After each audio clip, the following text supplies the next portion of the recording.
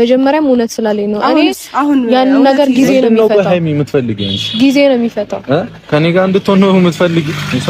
እሱ ያንተ ምርጫ ነው። እሷን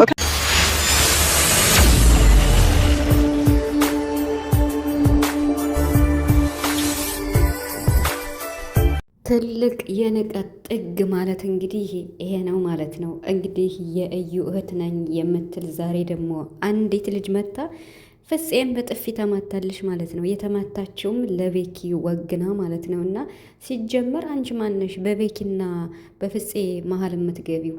ቤኪ እንደዚህ ስላለሽ ወይም ደግሞ ከዩ ጎን ነኝ ለመረዳት ሞክር ያለው ስላለ አንቺ አሁን መተሽ ፍፄን በጥፊ የምትማቸው አንቺ ማን ስለሆንሽ ነው? ምን አግብቶሽ ነው?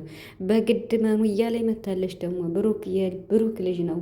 ብሩክ ከዩ ጋር ሲሆን የሚያወራው ሌላ፣ ከሀይሚ ጋር ሲሆን የሚያወራው ሌላ። ይሄ ነገር እንዲያበቃ የፈለግነው የሀይሚና የብሩክ ነገር መቀጠል ስላለበት ነው እንጂ እህቴ ጋር ያለው እውነት ነው እያለች እንግዲህ በአዲስ ነገር መታለሽ ማለት ነው። እና በጣም ደስ ይላል፣ በጣም ማለት ነው። ሰላም ሰላም ቤተሰብ እንዴት ናችኋለሁ? ሰላማችሁ ይዛ በያላችሁበት እያልኩኝ በጣም ገርሞኛል የምሬን ማለት ነው። እና በመጀመሪያ እንደው ለኦዲየንስ እንኳን ክብር ያስፈልግ ነበር፣ ምንም ቢሆን ማለት ነው። የምትሰሩት ነገር ስራም ቢሆን እንኳን በጣም ከ15 ቀን በላይ ከ2 ሳምንት በላይ ኦዲየንስ እየተጨነቀ ነው። እና ለዚህ ለሚወዳችሁ ኦዲየንስ ክብር ቢኖር ጥሩ ነው። እንግዲህ አይታችኋል ሀይሚ ቤት የተለቀቀውን ቪዲዮ። ሀይሚ የዛሬውን ውሳኔ አልተቀበለችም።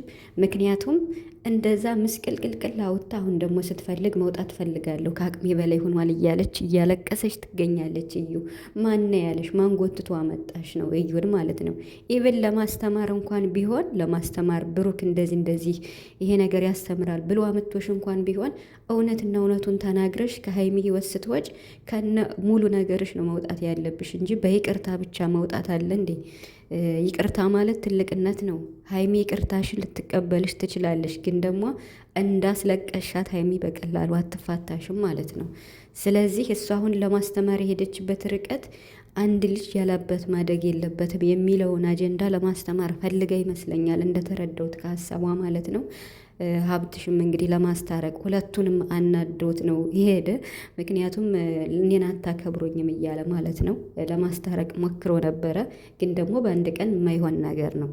እና ማለት እኔ የቤኪ ሀሳብ አልገባኝም። ቤተሰብ እስካሁን እንቆቅልሽ ነው ማለት እንደዚህ ተከፋፍለው የብሩክን ሀሳብ ቤኪ ያራምዳል ይመስለኛል። ፍፄ ግን ከሁለቱ ወገን ነው ያለ።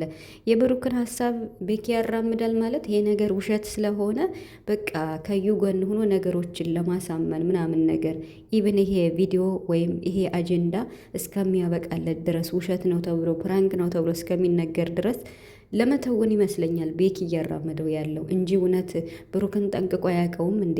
እስካሁን ድረስ በምንም ታምር በምንም ነገር የማይቀየረው ለሀይሚም ከጎኗ የሚሆነው በሀሳብም የሚደግፋት ለብሩክም እውነቱን ይዞ የሚገኝ በወንድም የተማመናለው የሚል ፍፄ ብቻ ነው።